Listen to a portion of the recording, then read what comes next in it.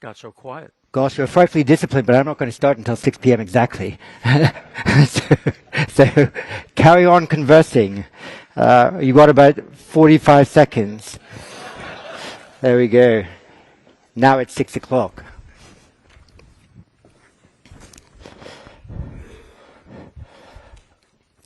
Welcome to all of you in the room and also those who are joining us online for this IISS special lecture on the theme Managing Strategic Competition and the Quest for an Enduring Future in the Indo-Pacific. Let me thank Raytheon for their support to this event, the Shangri-La Hotel for hosting it, the IISS events team collaborating with Indo-PACOM's team to ensure it works so smoothly. Obviously also to Singapore MINDEF and the government of Singapore for their long-term partnership with the IISS. It was a real delight for me to hear that Admiral Aquilino was going to give this address, and I flew down from London to be able to hear it and engage with him over dinner tonight. I'm also using the excuse of this visit to Singapore to begin our planning for the Shangri-La Dialogue in June 2023, where the invitations are already well launched, and to discuss with the Ministry of Defense an enduring future for the Shangri-La Dialogue well to the end of this decade. The 20th anniversary of the Shangri-La Dialogue is an extraordinary event. When we began it in 2002, and I invited Mr. Lee Kuan Yew to consider the idea that we might organize this event, it was extraordinary to be told then that in 2002 in the Asia Pacific, as it was then styled, presidents met, foreign ministers met, finance ministers met, but defense ministers never met in groups of greater than two. The fact that we were able successfully to launch it in 2002 and 4 years later an ASEAN defense ministers meeting was first convened, and then a few years after that an ADMM plus meeting was organized, meant that we feel we helped the path of defense diplomacy in this area.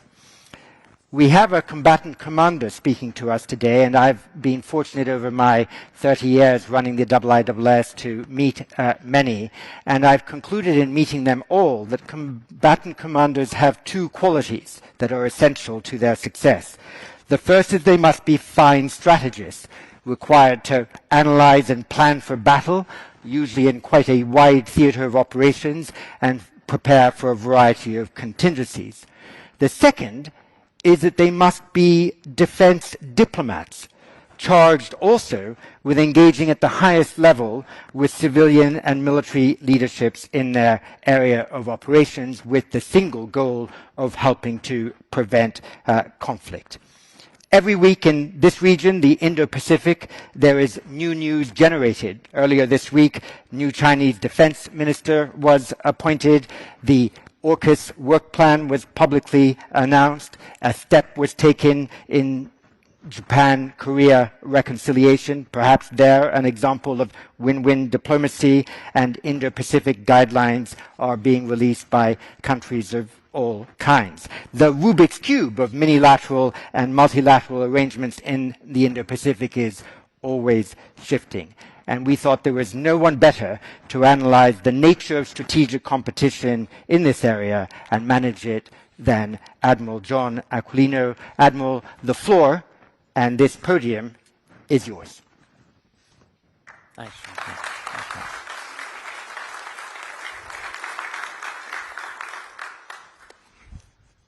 Well, good evening, Mr. Ambassador. It's good to see you. Thanks for coming.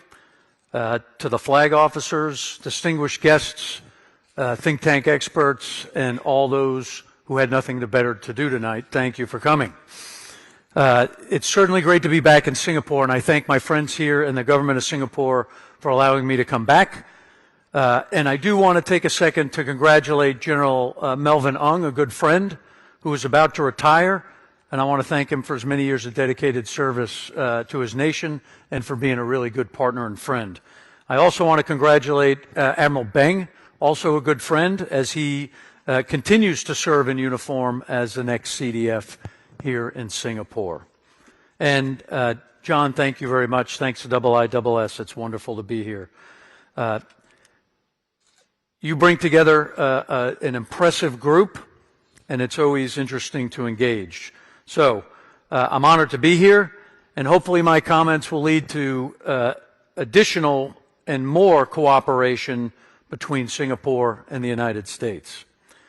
So I want to start by making some key points.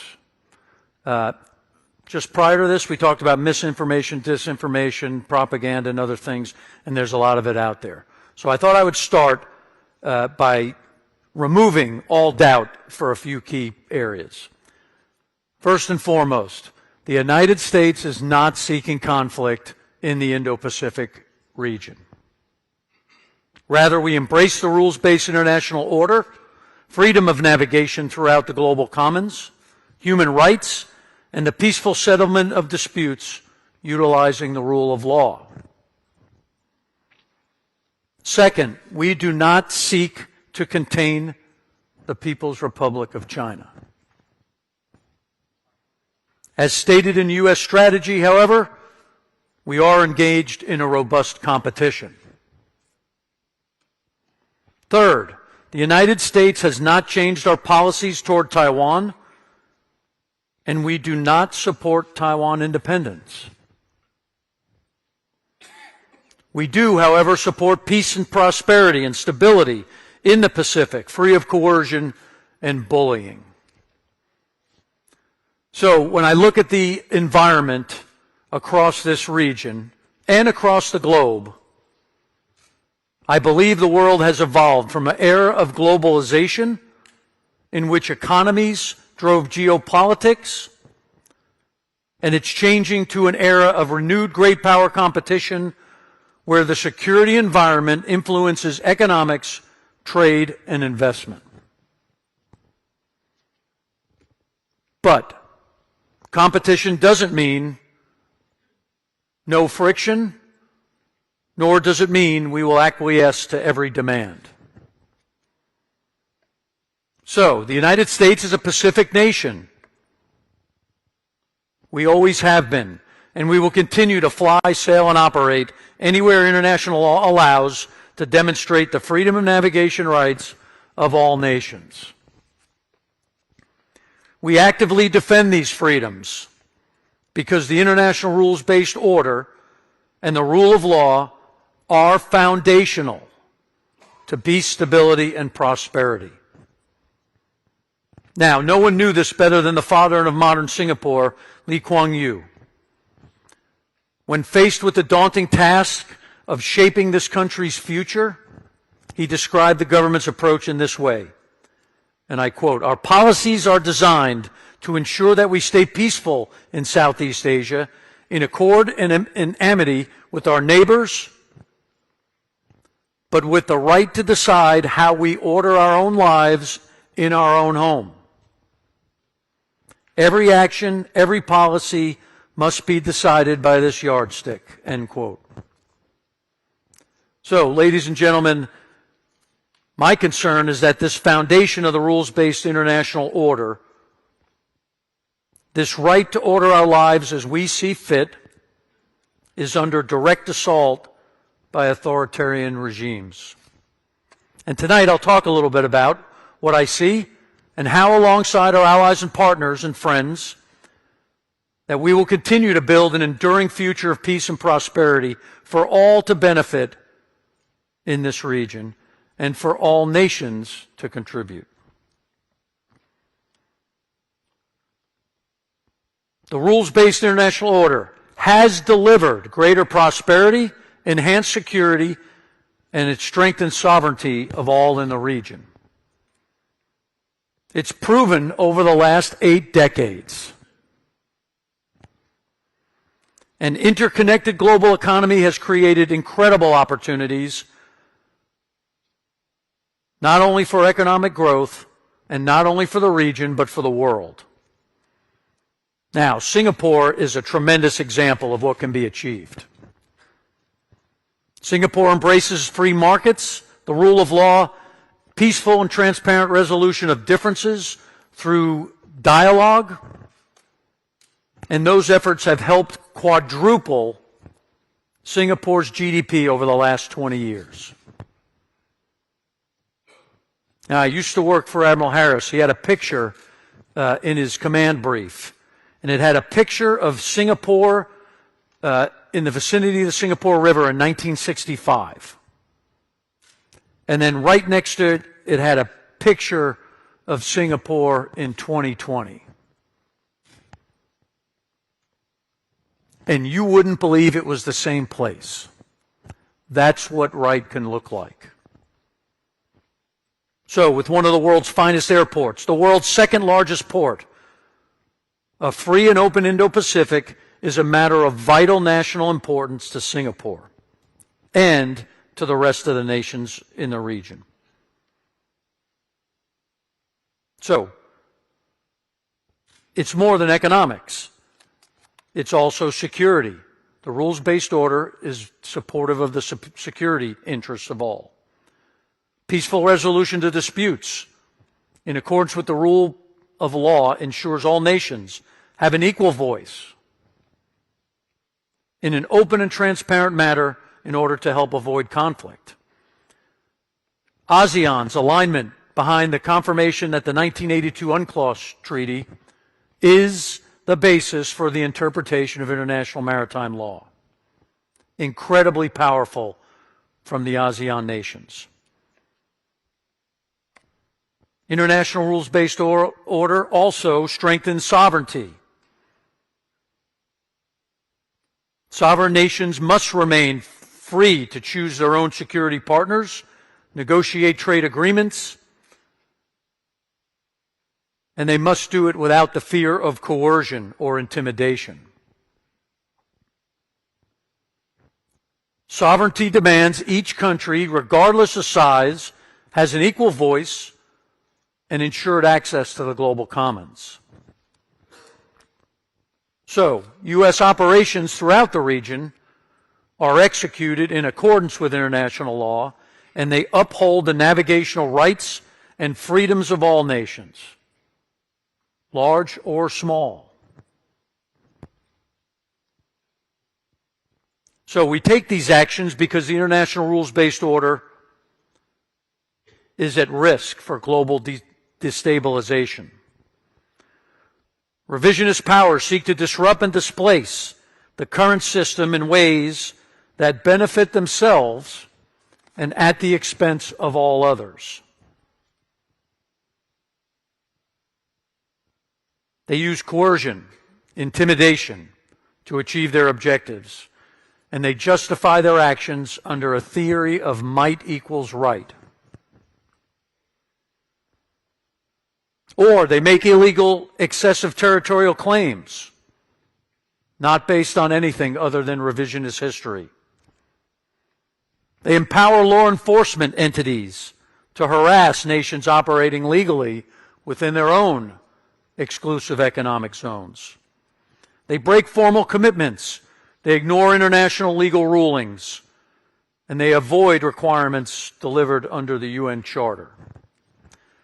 Some have even proposed alternative security options.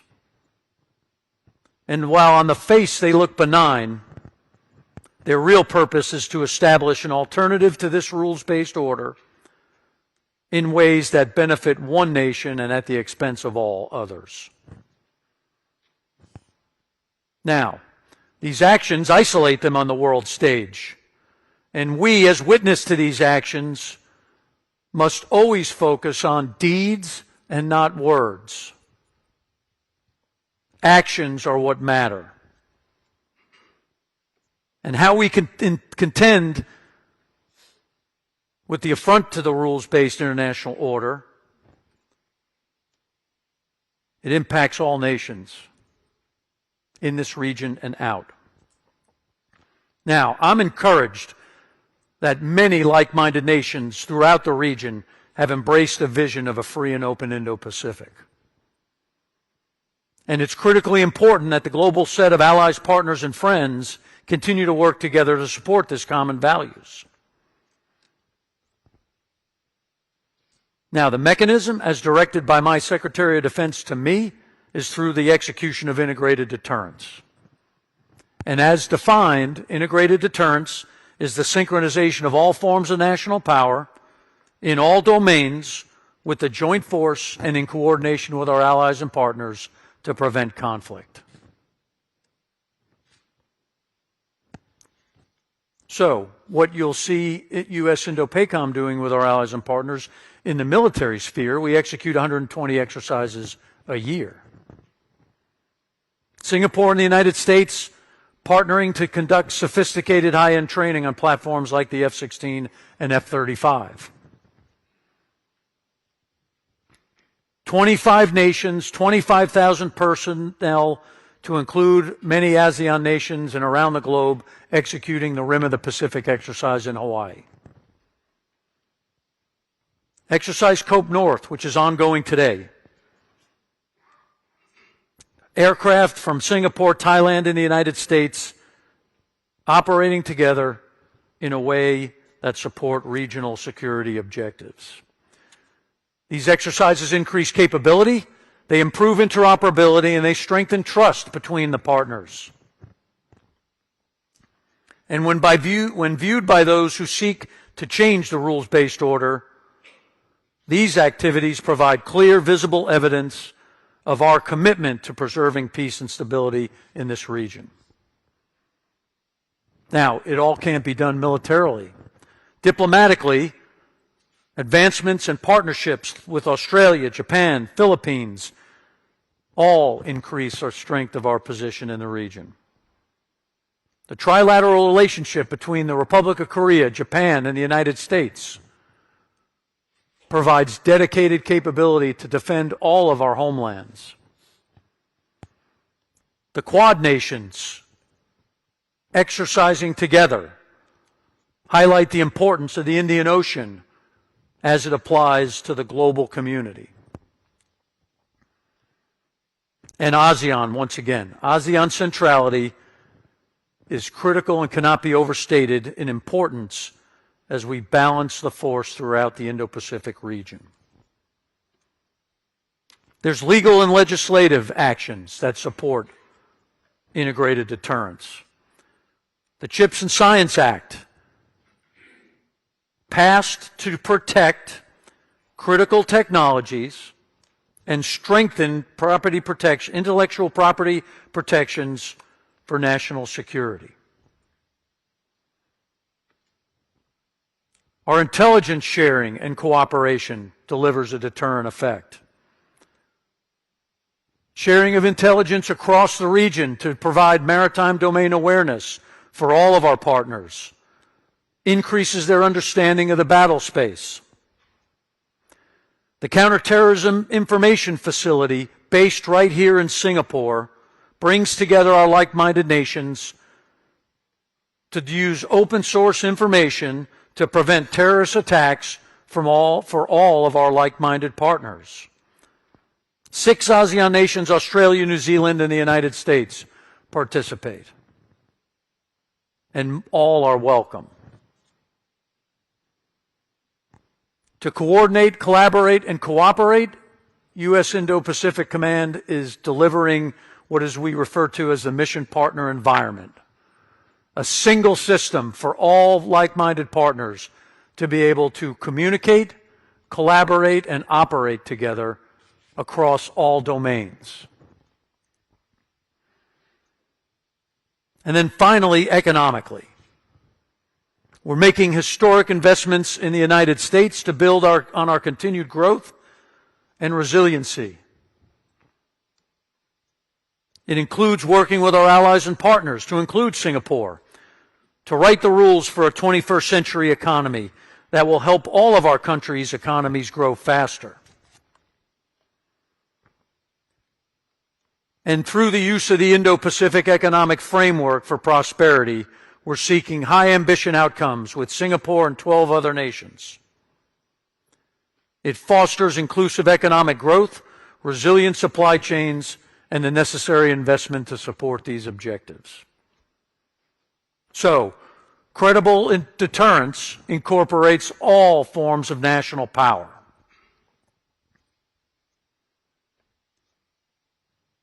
Now, I'll say it again. The United States does not seek to contain China, but we will compete. And by competing, we will demonstrate the superiority of the current rules-based international order that provides all nations the opportunity to reach their full potential. Now, the challenges to this international order are urgent, and they're a problem today for all of us.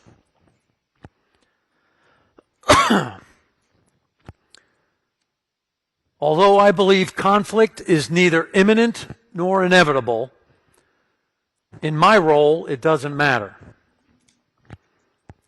US Indo-PACOM are taking actions every day to prevent any potential conflict. Now, ultimately, great nations lead towards a compelling vision of the future. And for many decades, the United States and Singapore have cultivated a close relationship. It's anchored in our respect for each other, our people-to-people ties, the respect for the rules order, the appreciation of free markets, and adherence to the international law. So, as we figure out how to go forward together, there's really one question we should ask ourselves. And that is, what kind of world would we like to leave our children and grandchildren? And you could roll it up into two options. We could leave a world that suffers from a tradition of tyranny, or we could leave one that flourishes with a legacy of liberty that includes a free and open Indo-Pacific. Once again, I thank you for your attention. It's always great to be back here. I look forward to your questions. Thank you.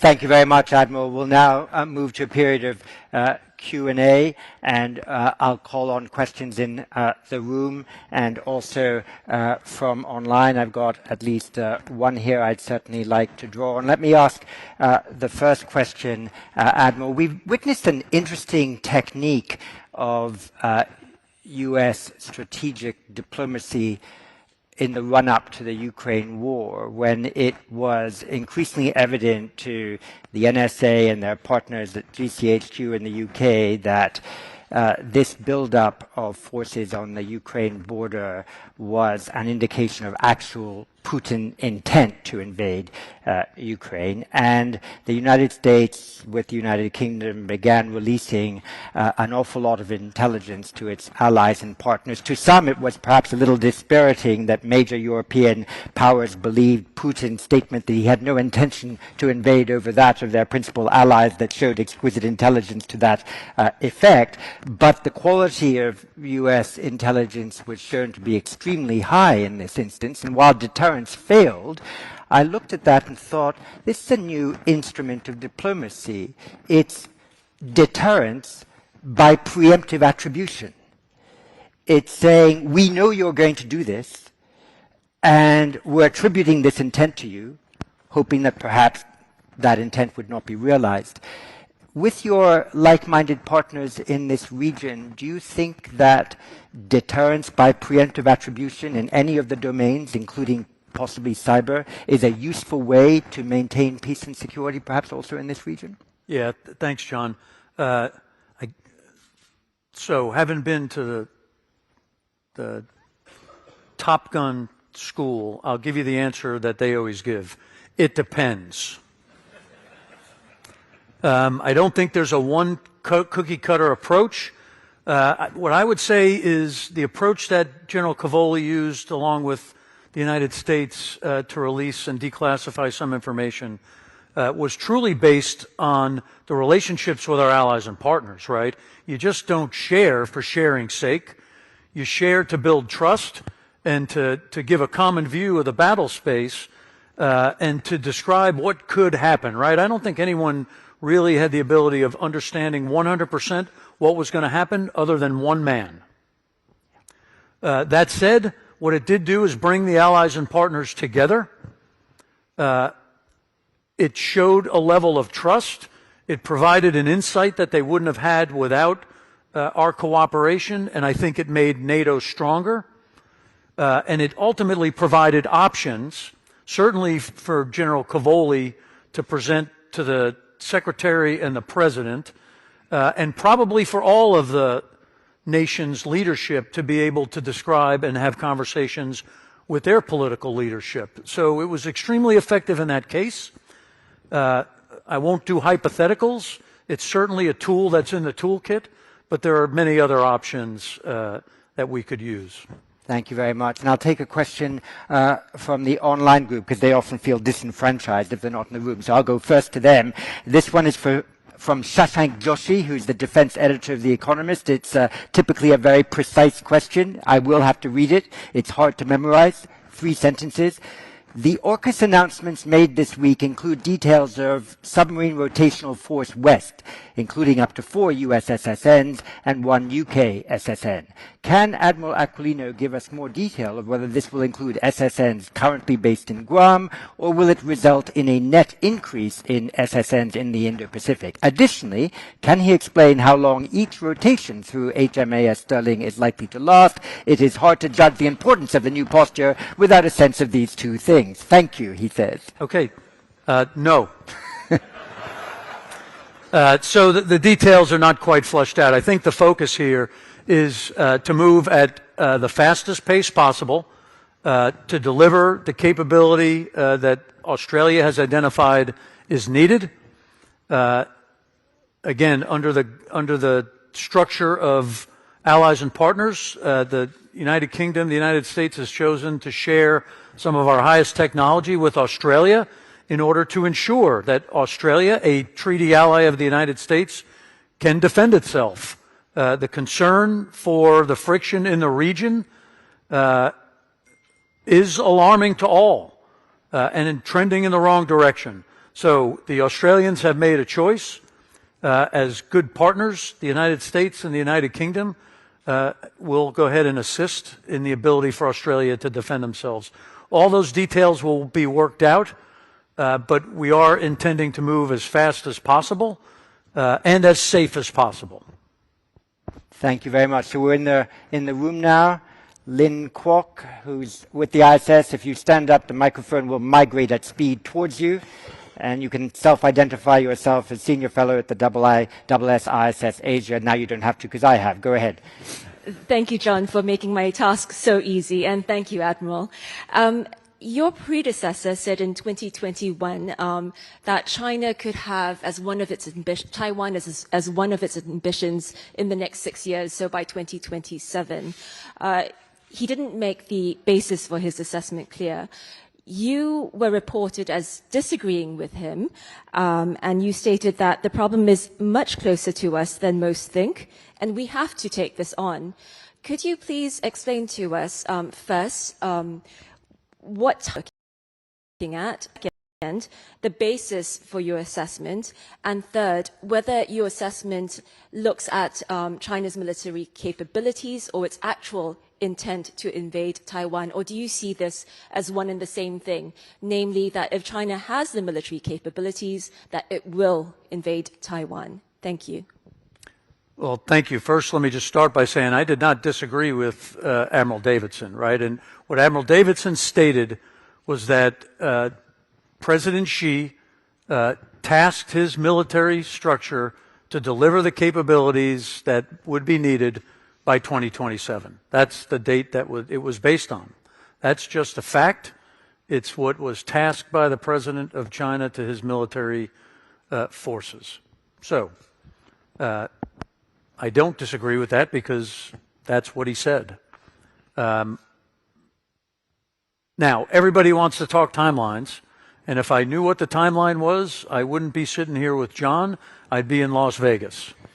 But what I will tell you is, when I say it doesn't matter, it certainly doesn't matter to me, because the missions that the Secretary has given me is to take all actions required through the lens of integrated deterrence to prevent conflict. Now, he gave me a second mission, which is, if deterrence fails, then you need to be prepared to fight and win. And he gave me that mission when I took over in 21. He didn't tell me I could do it in 28 or 29. He told me to do it today. So we're taking all of our actions. We're operating in the theater.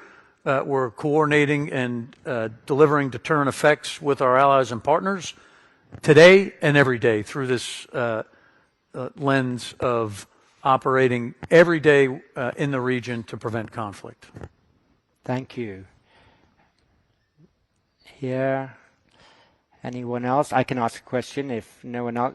There's someone right in the back. The person who's just raised their hand, if you stand and identify yourself, thank you very much.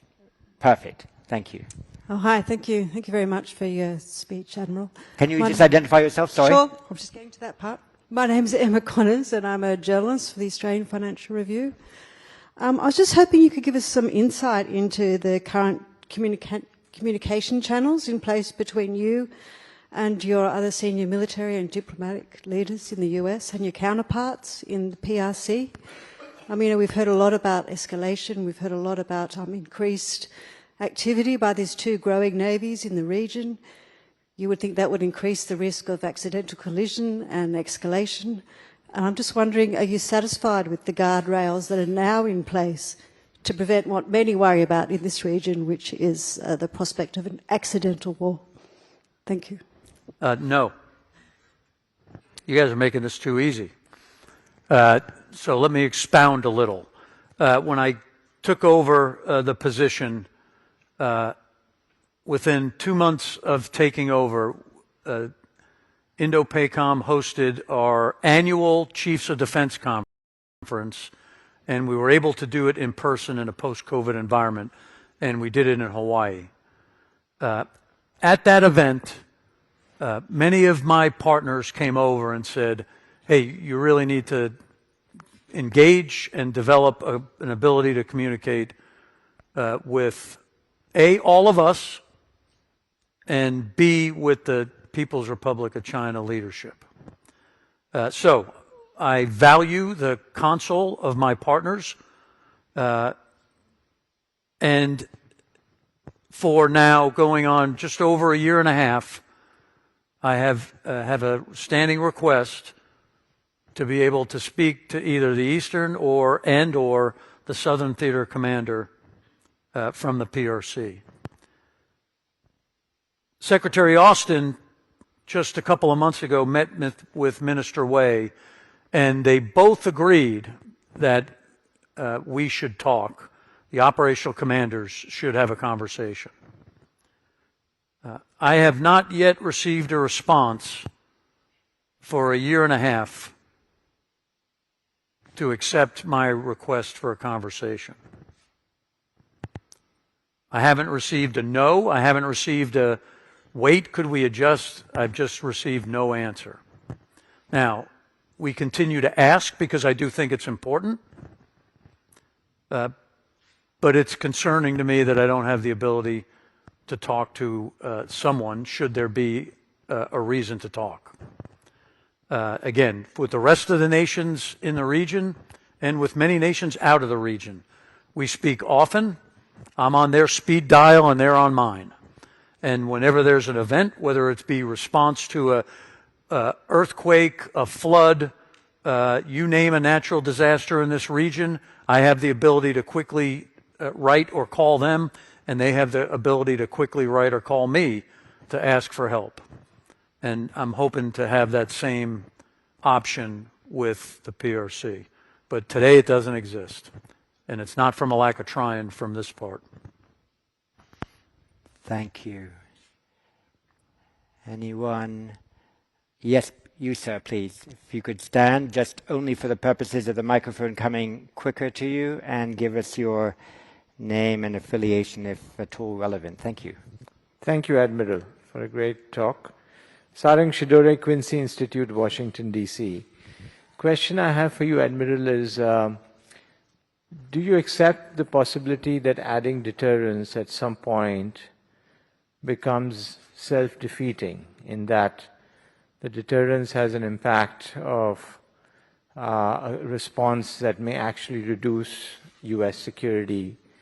And if so, Are we close to that line or point, or are we quite far from that, in your judgment? Thank you. I don't think I prescribe to your context, and the reason I don't is, 80 years we've been operating here. So when you talk about deterrence activities, right, they're similar and/or adjusted based on what we've been doing for decades.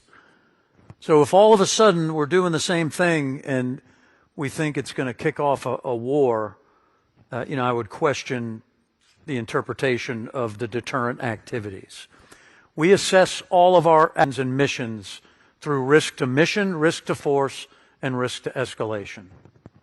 I'm confident that our actions in the region are aligned with what we've been doing and have done for 80 years. I'm confident, based on my initial comment that says we do not seek conflict. We are not taking actions to provoke. We are taking actions to prevent. So that's how I would answer your question. Thanks. I've got a couple online here, which again I'll read for precision. They're shorter than the first, but precise. Mike Yo, who's with Defense News, says, I have recently reported on the presence of a U.S. Air Force Global Hawk surveillance unmanned aircraft operating from Changi Air Base in Singapore. Would you be able to comment and provide more details about what it was doing here? No. Actually, I will comment. So, again, as always, right, there was a requirement in very short coordination with our Singapore counterparts, and with great respect and in alignment with our partnership, they allowed the airplane to be able to land here, recover. It has since departed. But again, the question, I think, is not representative of the real issue. The real issue is the close partnership, the ability to coordinate quickly, to understand each other's operations, and to support each other whenever it's needed.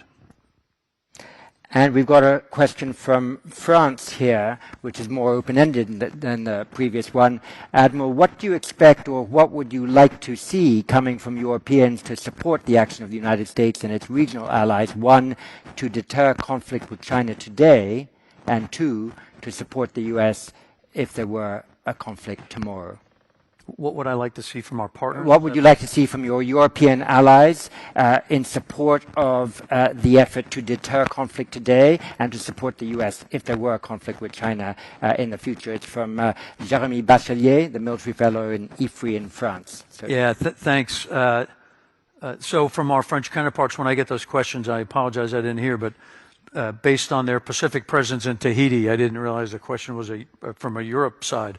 But the message that I have sent through General Cavoli into our European partners across all of that region is, number one, to understand the importance of the Indo-Pacific globally.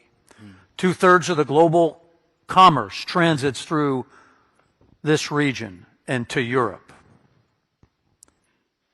The importance and the impact of globalization and what it might mean to Europe if there was a disruption of the flow of goods and services would be extremely impactful, and not in a good way. So understanding that importance, that's point one. Point two, I invite all my partners to come to this theater and deploy with us. I thank the French. The Tonnerre has been here. Jeanne d'Arc and a few of their other ships. They've sent a submarine here not long ago, and they sent some aircraft that flew almost around the world to do a Pacific detachment, of which the United States, along with our other partners, supported the logistics for those events to make their deployment successful. Again, that's what partners do for each other. So I invite all of our European allies, partners, and friends to come to Pacific, operate with us, join into our exercises, understand the theater better, and continue to build relationships with our partners in the Indo-Pacific. I know that our friends in France would have appreciated that you noted that France is a resident power in the Indo-Pacific. It's a point they like making. It was a point that the U.S. often makes, and I think that will have been appreciated in Paris. Yes, Kisho Mabubane Everybody recognizes you, but you can stand anyway. So do, over to you. Thank you, John. Admiral, you said many things today that were very reassuring to Singapore and to the region, that the United States is not pursuing a containment policy. The United States doesn't support the independence of Taiwan. And you also emphasize ASEAN centrality. So what I want to build on is your last comment on ASEAN centrality, because as you know, the ASEAN countries deeply, deeply appreciate the presence of the United States here in all its forms, military, economic, political. And of course, they want to preserve their good relations with the United States.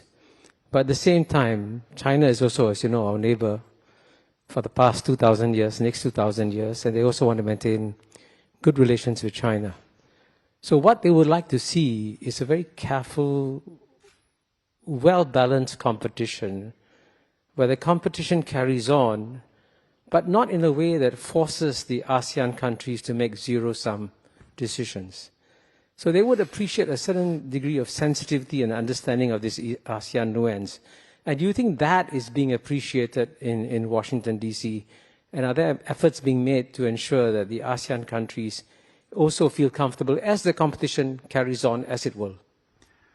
Yeah, I think there's a couple of examples of exactly what you described with regard to Washington, D.C. First, the president hosted ASEAN nations in the White House to certainly understand and highlight the importance of ASEAN in the region, number one. Number two, the secretary always articulates, as do I, and it's U.S. policy, the United States is not asking any nation to choose one or the other. There's no strings attached. There's no pressure to say, you know, you must choose the United States. Secondly, there's a place for China in this world.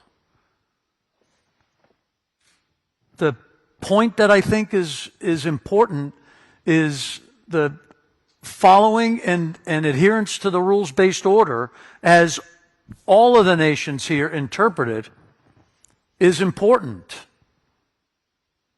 Open markets, transparency, freedom of navigation, the peaceful settlement of disputes, the rule of law, human rights, those are things that are important to everyone. So there's a place for China in this world to adhere and follow the rules like all the rest of us do. But ASEAN's clear importance in the region, they speak with one voice. It's a very powerful voice. It's representative of what's important here.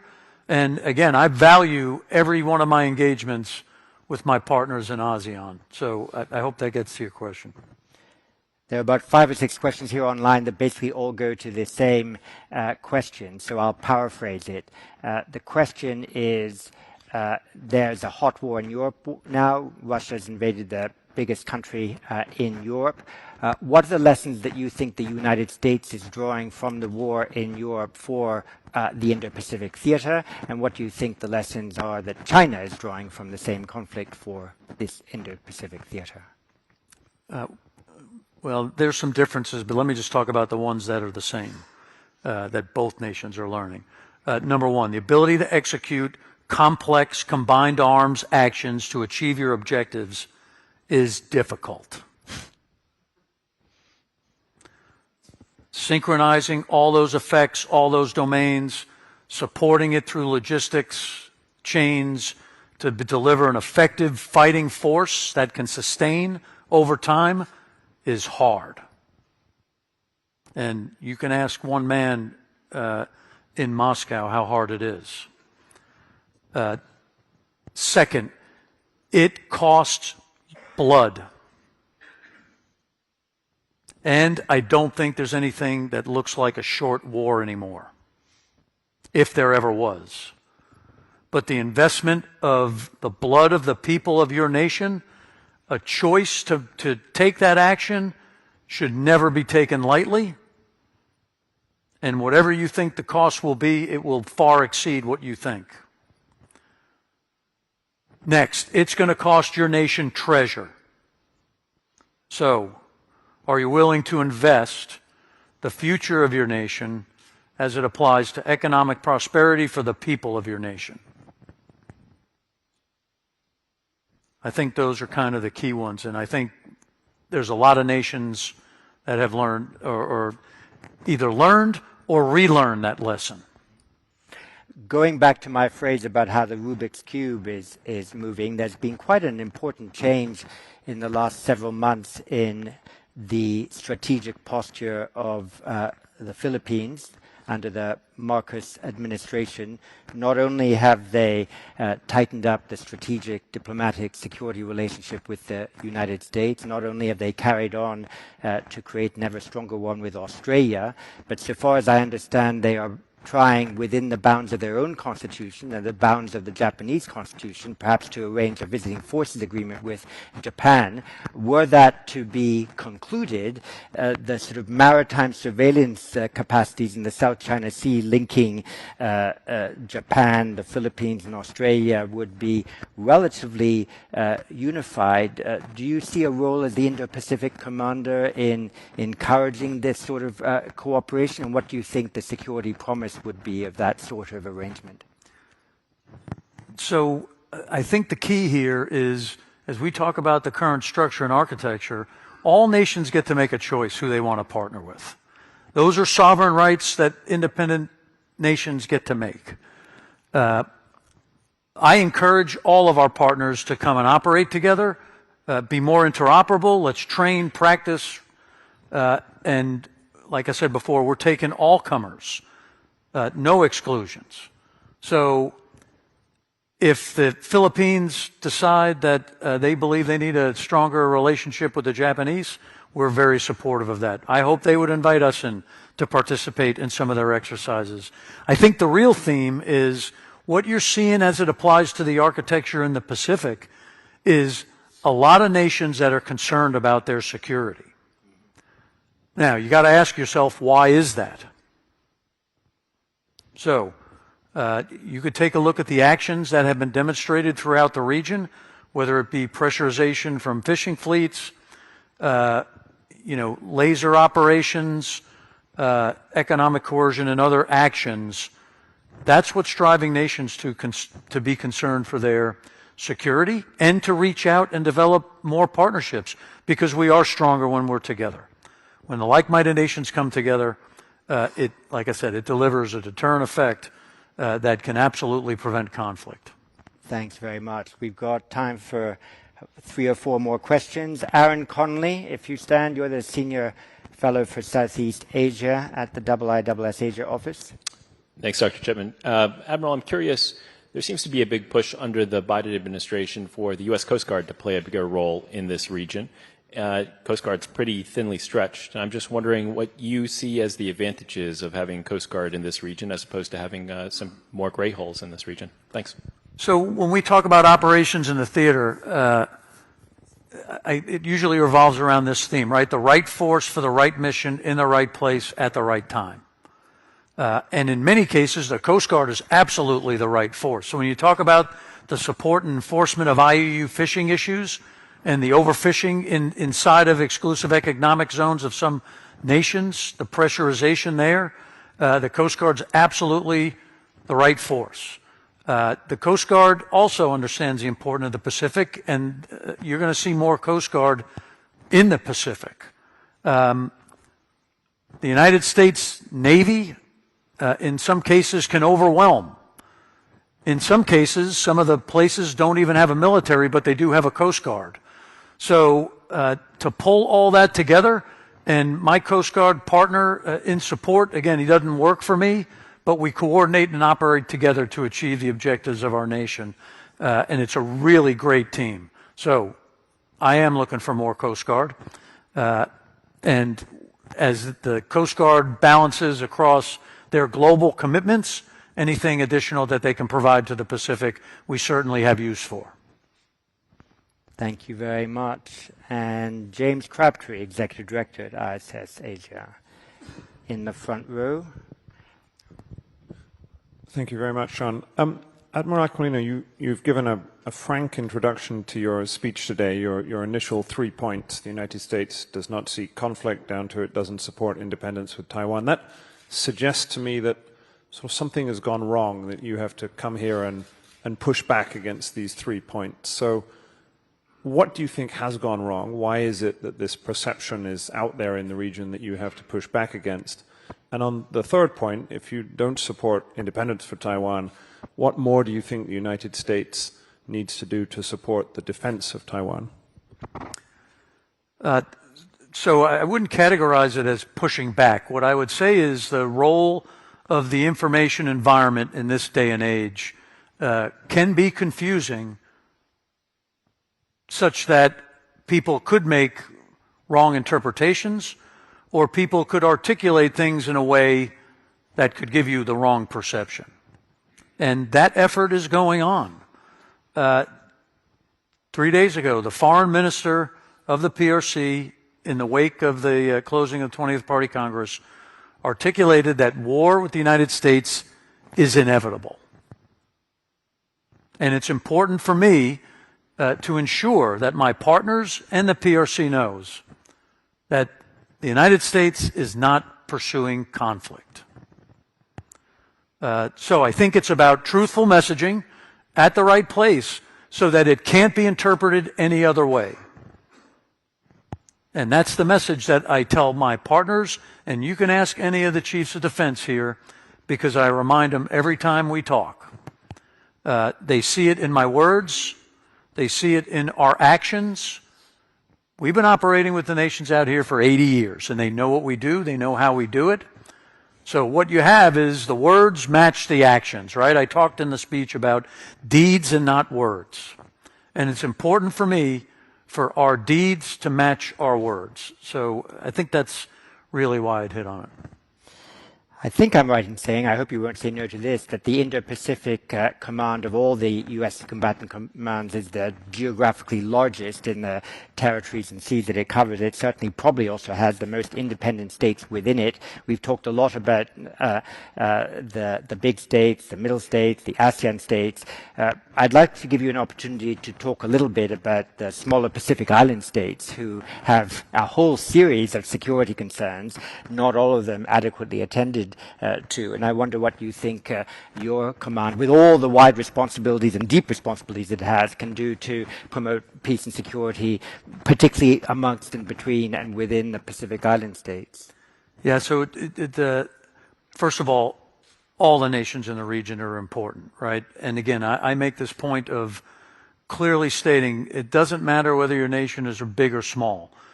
We support and fight for the right for all nations to have an equal voice, no matter what. The Pacific Islands are a pretty good example. We've recently seen in the form of the Solomon Islands some actions by the PRC to potentially grab a foothold. I think it woke a number of us up to ensure that we spend more time, engage with, provide assistance, and support the Pacific Islands. And through the leadership of Australia, New Zealand, and the other nations in the southern part of the hemisphere there, they certainly have taken an increased leadership role. We coordinate our support. The United States provides a number